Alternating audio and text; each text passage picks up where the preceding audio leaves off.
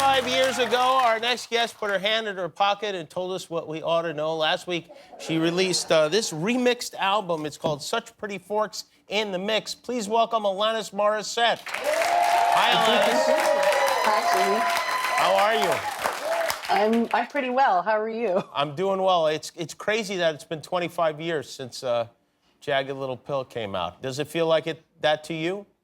It feels like 25 minutes and 50 years in some ways. It feels like a whole other lifetime. I remember putting when You Ought to Know was first released, I remember going to some radio stations and the program director's response was, you know, we're playing Tori Amos right now, so we're all good. Our quota's sort of maxed out. We don't need another woman.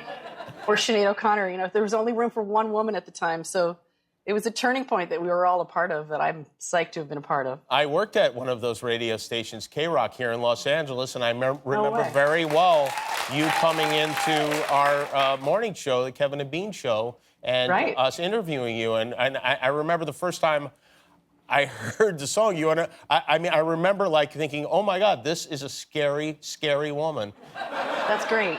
Yes. And it's true.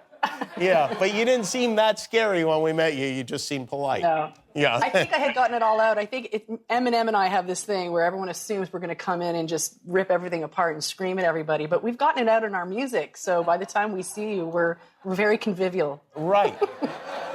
And now there is and congratulations, your Broadway musical based on your music is nominated for more Tonys than, how many, 15 Tonys or something, right? Oh. That's crazy. What does it feel like sitting in the audience and listening to and watching others perform your work?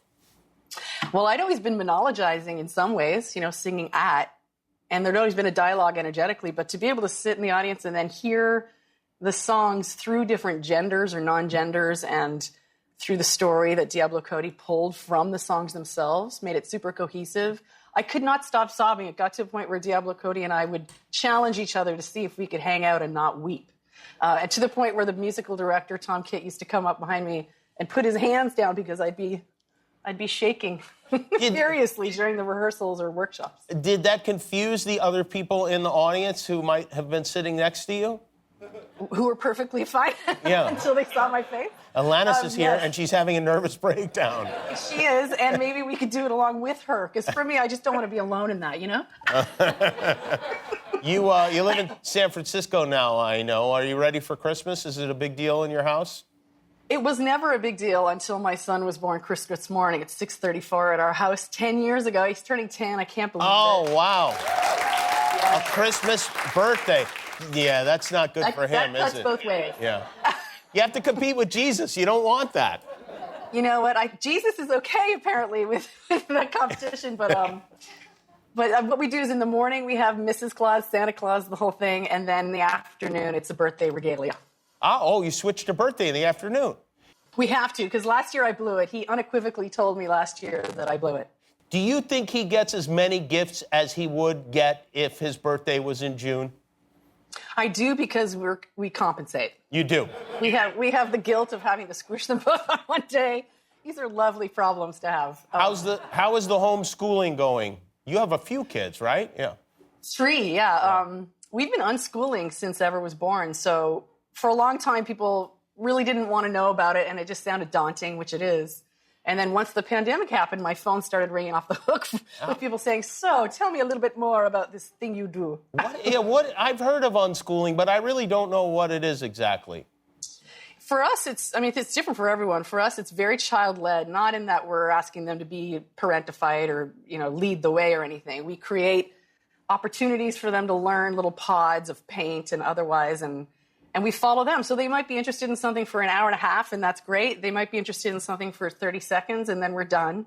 Do they? And we loosely go by Howard Gardner's and multiple intelligence theory, because when someone says, oh, that person's so smart, it'll be often answered with, smart how? There's so many different kinds of smart, Wow. And do they know how to read? They do. They do. Okay, that's good. So that you insist on, because if No, there's no. The thing is, Jimmy, it's not even that we insist on it. I barely formally taught it, and some kids learn in clusters of words, and some kids learn with one word at a time. And at one point, my father, who's a teacher, and my mom's a teacher, they both asked the same question you did. Are they reading? Right, yeah.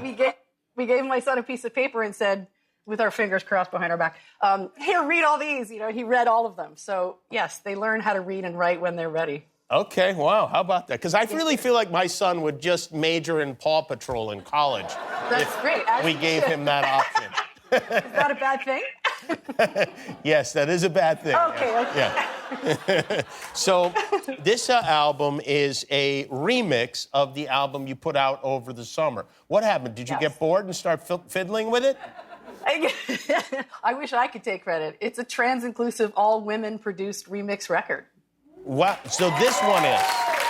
Yes. The other one is not, or just this one is? The other one is is? produced by two women, Alex Hope and Catherine Marks, and written with Mike Farrell, my bandmate, keyboard player on the road. And that one was written over a period of about 3 years. And then this one just came together over the last few months. And I'm just finishing a meditation record right now. So are you really? I can contribute something that helps. What does that mean, a meditation record? You just say nothing for 45 minutes?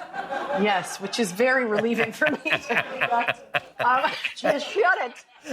Yes, it's not 45 minutes. It's a really long one. And for me, I just thought, what can I give or serve, or what can I support people in doing that is going to help us calm down during pandemic time? And meditation record.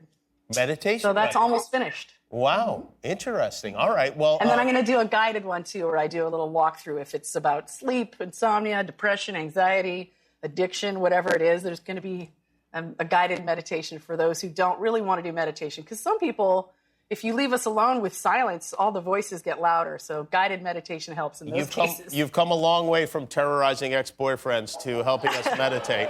It's like my giant sorry. This is the remix album, Such Pretty Forks in the Mix. It's out now. And when we come back, Christmas music from Alanis Morissette. We'll be right back. Thanks for watching. If you liked that video, click the subscribe button. And if you didn't like it, well, you hurt my feelings.